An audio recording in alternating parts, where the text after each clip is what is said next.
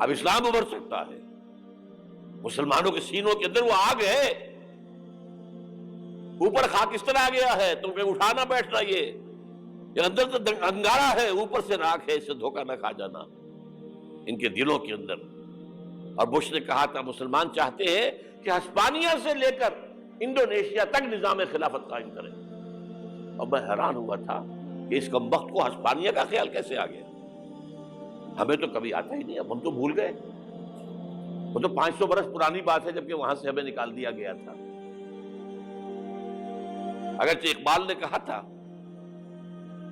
ہے ارض فلسطین پہ یہودی کا اگر حق، ہسپانیہ پر حق نہیں کیوں اہل عرب کا۔ ہسپانیہ میں تو 800 سال حکومت کی مسلمانوں نے، اور ابھی 500 برس ہی گزرے ہیں نا۔ یہودی تو ارض مقدس سے 2000 سال نکالے گئے، انہیں لا کے آباد کیا گیا، عربوں کے سینے میں خنجر بھونک دیا گیا۔ وہ چھوٹا سا ملک جو چاہتا کرتا، کوئی پوچھنے والا نہیں۔ امریکہ جیسے اپنے بیٹے کی حفاظت کرے ویسے کرتا اس کی۔ اور حضور نے فرمایا ہے وہ جنگ جب ہوگی تو ایک باپ کے اگر 100 بیٹے ہوں گے تو 99 ختم ہو جائیں گے، ایک بچے گا۔ یہ حدیث ہے، حدیث ہے صحیح۔ اور آپ نے فرمایا ویل للعرب من شر قد اقترب، عربوں کے لیے ہلاکت ہے، عربوں کے لیے بربادی ہے اس شر سے جو قریب آ چکی ہے۔ اور آج جس طرح انہوں نے ان کی تہذیب کو اختیار کر لیا ہے، دبئی جا کر دیکھیے، بدترین مغربی معاشرہ جو ہے وہ دبئی کے اندر ہم نے قائم کر کے دکھا دیا۔ اب سعودی عرب اس راستے پر بڑھ رہا ہے۔ اور اس کے بعد نمبر 2 پر جو ہے ہم پاکستانی ہیں، لیکن میں اس کے وہ پہلی بات جو کہہ رہا ہوں وہ تو یقینی ہے، اس میں تو احادیث صحیحہ موجود ہے۔ اگرچہ اس کے بعد پانسا پلٹے گا، پھر حضرت مہدی کا ظہور ہوگا، حضرت عیسیٰ کا نزول ہوگا، اور وہ گریٹر اسرائیل گریٹر گریو یارڈ بنے گا یہودیوں کا، ایک ایک یہودی قتل ہوگا اور دفن ہوگا۔ یہ بات میں ہونا ہے، میں پہلی بات پر پرچ کر رہا ہوں۔ وہ پانسا پلٹے گا جب پلٹے گا، ابھی جو سامنے ہے وہ کیا ہے؟ جس ملحمۃ العظمیٰ کہا حضور نے، جسے آرمگیڈون کہتے ہیں عیسائی۔ آرمگیڈون کی اگر کہیں جا کر آپ دیکھیں گے، آپ ڈکشنری میں مانی تو کیا لکھا ہے؟ A very big war which will be fought between the forces of evil and good before the end of this world۔ اس دنیا کے خاتمے سے پہلے خیر اور شر کی قوتوں کے درمیان بہت بڑی جنگ ہوگی۔ ارمجدون اسے کہتے ہیں عربی میں، اور آرمگیڈون اسے کہتے ہیں انگریزی کے اندر، اور یہ بائبل کی آخری کتاب کے اندر ہے، جو اس میں کہ مکاشفات یوحنا، ریویلیشنز آف سینٹ جان۔ یہ تو میں کہہ رہا ہوں یقین کے ساتھ، اور زیادہ دور نہیں ہے، آیا چاہتا ہوں۔ اس لیے کہ یہودیوں کا اور عیسائی جو کنزرویٹوز ہیں، نیو کنزرویٹوز، ان کا 5 نکاتی ایجنڈا ہے متفق علیہ، جس کے تحت کہ یہ جنگ صلیبی شروع کی گئی ہے۔ وہ سن لیجئے آپ۔ آرمگیڈون نمبر 1، گریٹر اسرائیل قائم ہو جانا اس کے نتیجے میں نمبر 2، مسجد اقصی اور قبۃ الصغریٰ کو گرانا نمبر 3، وہاں 3rd ٹیمپل،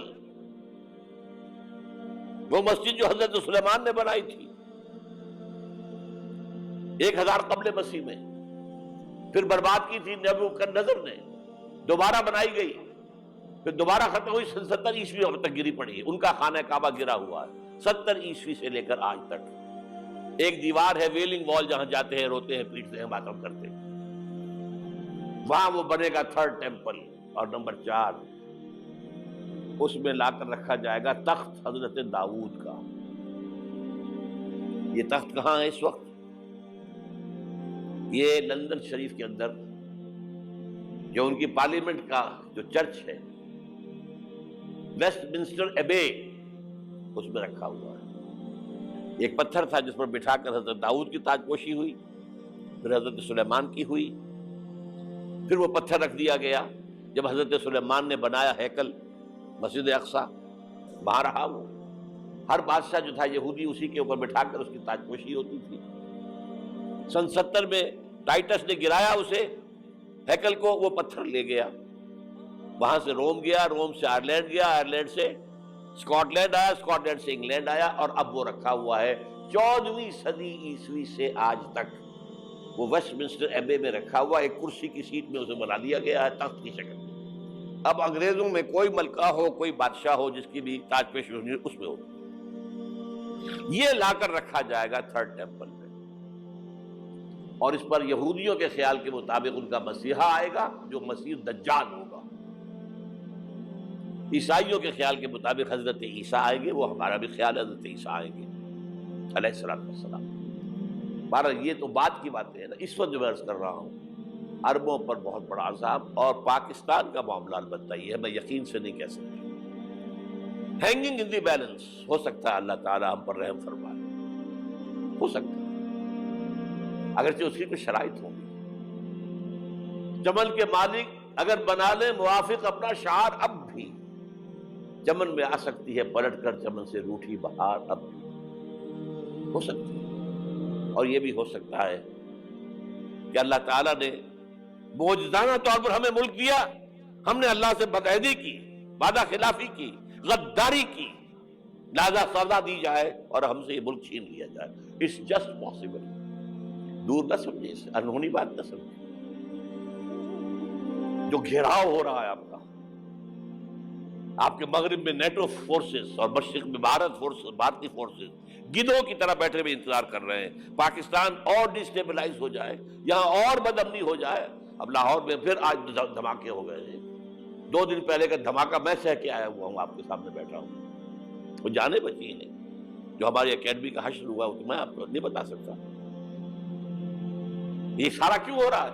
تاکہ یہاں بدامنی ہو جائے اور ہمیں جواز مل جائے. مغرب سے نیٹو فورسز داخل ہو جائیں, مشرق سے بھارتی فورسز آ جائیں, اور ہمارے ایٹمی دانت توڑ کر اور پھر ہمیں بھارت کے سامنے ڈال دیا جائے. نو ڈو ایز یو لائک. یہ ان کا نقشہ ہے. ہوگا کیا وہ اللہ جانتا ہے, ہوگا وہ جو اللہ چاہے. لیکن اللہ کا چاہنا جو ہے وہ کس پر منحصر ہے؟ یہاں انقلاب برپا کرو, یہاں اسلام لاؤ.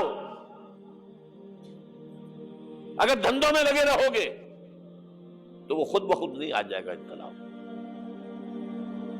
صحابہ نے جانیں دی تھی, کتنی تکلیفیں اٹھائی تھی. 12 برس تک مکی دور کے اندر با نشہ درویشی در ساز و دمادم زن, جو پختہ شبی خدرہ بر سلطنت جم سن. یوم طائف یاد ہے جو حضرت عائشہ فرماتی ہے کہ میں نے پوچھا تھا حضور سے کہ یوم احد سے زیادہ سختی بھی آپ پر کبھی آئی؟ یوم احد پر کیا ہوا تھا؟ تلوار کا وار پڑا تھا آپ کے چہرہ مبارک. یہ جو رخسار کی ہڈی ہے اس کے اندر وار گیا ہے. اوپر خود کی 2 کڑیاں تھیں, وہ اس میں گھس گئیں. 2 دندان مبارک شہید ہوئے. وہ خود کی کڑیاں ایک صحابی نے اپنے دانتوں سے پکڑ کے کھینچنے کی کوشش کی, دانت نکل گئے, وہ نہیں نکلی. کیا جتن کر کے نکالی گئی ہوگی تو خون کا فوارہ آیا, اتنا خون گیا ہے کہ آپ بے ہوش ہو گئے, گر گئے, اور مشہور یہ ہو گیا کہ آپ کا تو انتقال ہو گیا, شہادت ہو گئی. یہ سیرت کبھی پڑھی ہے؟ حضرت عائشہ کے ہوش کا تو یہی دور تھا نا. یوم طائف میں جو آپ کی کیا تھی, بچی تھی, انہیں کیا پتا کیا ہو رہا ہے حضور کے ساتھ. 3 دن تک حضور مکے کی گلیاں اور وہاں کے اوباش لوگ پتھراؤ کر گئے تھے اس امید میں کہ شاید وہاں کا کوئی سردار ایمان لے آئے. تو یہاں تو ابو طالب بھی فوت ہو گئے. یہی دنیاوی سہارا تھا, خاندانی سہارا تھا ابو طالب کے ذریعے. اور گھر میں ایک دلجوئی کرنے والی رفیقہ حیات تھی, وہ بھی, ان کا بھی انتقال ہو گیا. آپ نے کہا یہ عام الحزن ہے, اب تو سب کو طے ہو گیا قریش کو کہ اب جیسے قتل کر دو ان کو. اسی لیے آپ گئے طائف, شاید وہاں کا کوئی بڑا سردار مانے, ایمان لے آئے مجھ پر, تو میں اپنا مرکز ادھر شفٹ کر دوں. تینوں سے ملے ہیں, تینوں نے وہ جواب دیے ہیں, نکل جاؤ یہاں سے, میں تمہارے ساتھ بات بھی کرنے کو تیار نہیں. اچھا تمہارے سوا کوئی نہیں ملا تھا اللہ کو نبی بنا کر بھیجنے کے لیے؟ دیکھو جاؤ، میں بات نہیں کرنا چاہتا، ہو سکتا ہے میں بے عزتی کر بیٹھوں، واقعی تم اللہ کے نبی ہو تو میں مارا جاؤں گا، جاؤ جاؤ جاؤ۔ یہ سلوک محبت کے ساتھ ہوا ہے۔ اور پھر چھوکروں کو، اسٹریٹ ارچنز جنہیں آپ کہتے ہیں، اشارہ کیا تھا، خبر لو ان کی، پتھراؤ ہو رہا ہے، ساتھ کوئی ہے ہی نہیں، ایک آدمی صرف، زید ابن حارثہ۔ اب سامنے سے پتھر آ رہے ہیں تو حضرت زید آگے آ جاتے ہیں، ڈھال بنتے ہیں، مجھے لگے پتھر حضور کو لگے، آپ پیچھے سے آ رہے ہیں، چاروں طرف سے تو ڈھال نہیں بن سکتا ایک شخص، جسم لہو لہان، خون جا کر جوتیوں میں جم گیا ہے، جوتی اتر نہیں دی۔ پھر وہاں سے واپسی پر جو دعا مانگی ہے، اللہم الیک اشکو ضعف قوتی وقلت حیلتی وہوانی علی الناس، اے اللہ تیری جناب میں فریاد لے کر آیا ہوں اپنی قوت کی کمی کا، اپنے وسائل کی کمی کا، اور جو ذلت و خواری ہو رہی ہے لوگوں کے سامنے، الا من تکلنی، مجھے کس کے حوالے کر دیا ہے، الا بعیدی یتجہمنی، یہ میرے اوپر ہجوم کر کے آ جائے، حملہ کرے، اور عدو من لگتا امرے، یہ دشمن کے حوالے میرا معاملہ کیا ہے، جو چاہے کر دے وہ۔ لیکن پھر عبدیت غالب آتی ہے، ان لم یکن علی غضبک فلا ابالی، اللہ اگر تو ناراض نہیں ہے تو مجھے کوئی پرواہ نہیں، سر تقسیم خم ہے جو مزاج یار میں آئے، مجھے اندیشہ یہ ہے کہ تو ناراض تو نہیں ہوئی۔ یہ تکلیفیں جھیلی ہے، سینکڑوں صحابہ نے جانوں کا نذرانہ پیش کیا ہے، احزاب کی جنگ میں فاقوں پر فاقے ہو رہے تھے، اور ان فاقوں کی حالت میں خندق کھودنے کا حکم ملا ہے، لوگوں کی کمریں دوہری ہو رہی ہیں، پتھر باندھے ہیں اپنے پیٹوں سے، اپنی چادروں کے ساتھ کس کر قبر دوہری نہ ہو جائے۔ اور جب صحابہ کدالیں چلا رہے ہیں تو کیا کہہ رہے ہیں؟ نحن الذین بایعوا محمدا علی الجہاد ما بقینا ابدا، اللہم لا عیش الا عیش الاخرہ۔ صحابہ کہتے تھے ہم وہ لوگ ہیں جنہوں نے محمد سے بیعت کی ہے کہ جہاد کرتے رہیں گے جب تک جان میں جان نکل جائے تو بات، اور جان ہے، چاہے ابھی بھوک سے کمر دوڑی ہوئی جا رہی، جان تو ہے۔